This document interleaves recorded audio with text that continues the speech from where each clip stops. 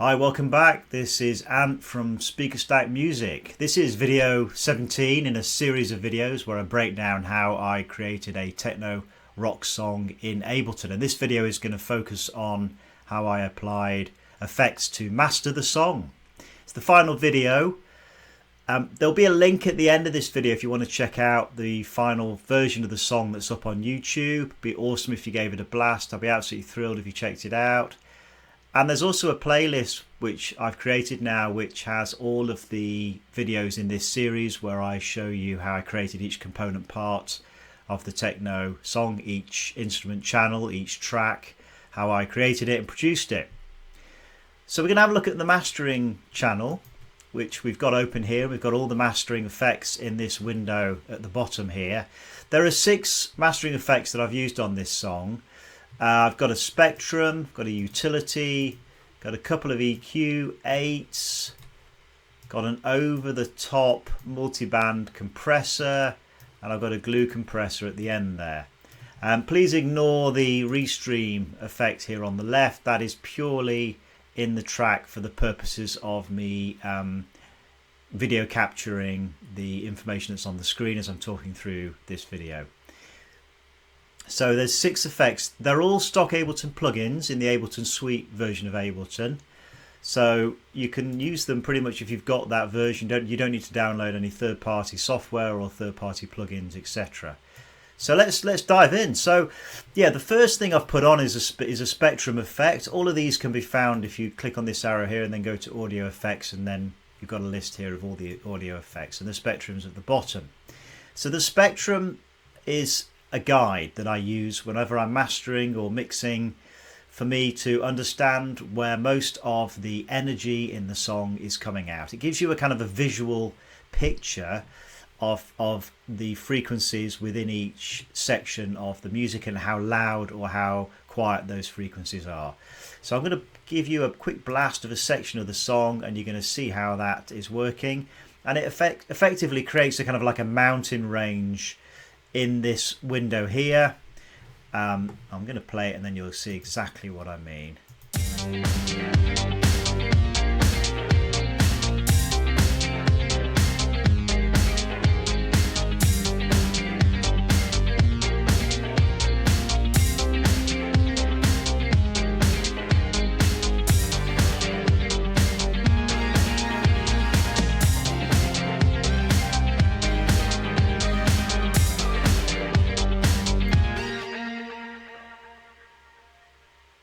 So you'll see this line here wasn't static, it was moving around, flexing as the song, well, as that section of the song was progressing. That's because the different volumes and different instruments were morphing around.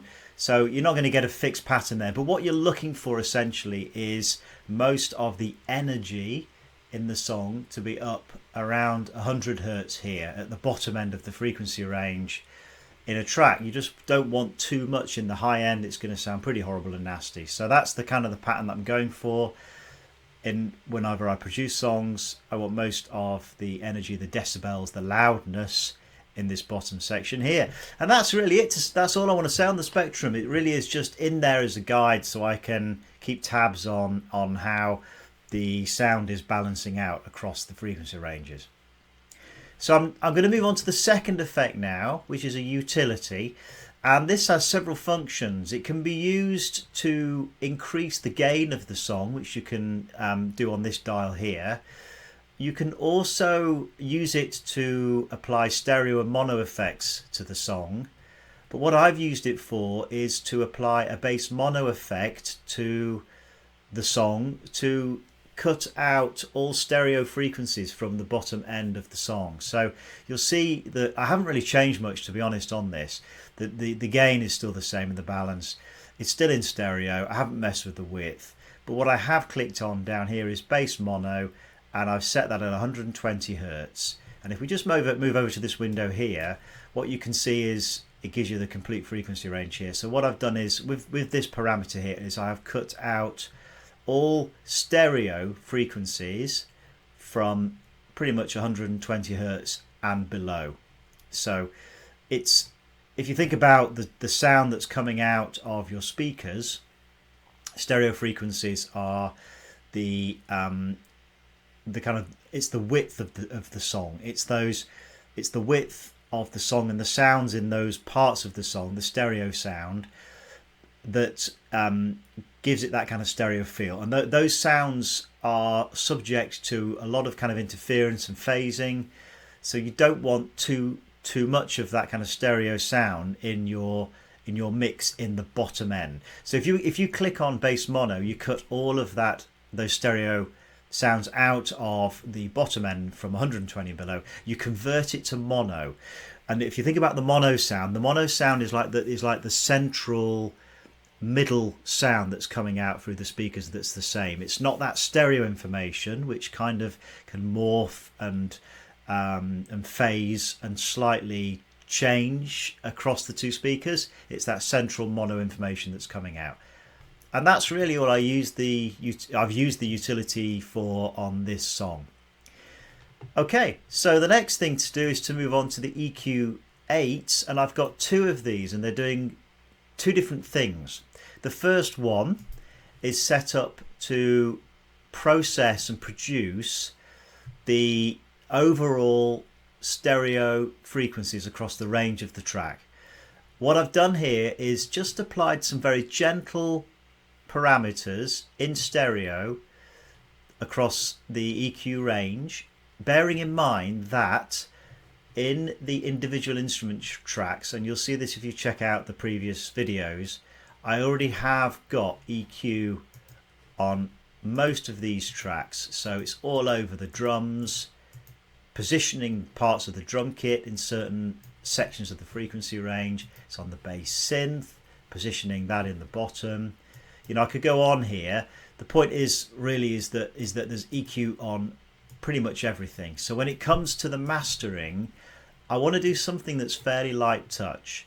And what seems to work quite well is cutting out really a lot of these frequencies down in this range here, which are kind of inaudible to the human ear. So, you know, you just want to cut them out because it's extra noise, it's extra processing. So I've got a low cut high pass filter parameter on the EQ8 in the decibel range around about 20 to 30 hertz down here, and that cuts everything out down here. And then I've given it a bit of a boost around 8,000 hertz, which is kind of the top end of the sound. If I just give you another blast of it, you'll see what I mean in terms of where that sound pattern is materializing on that diagram.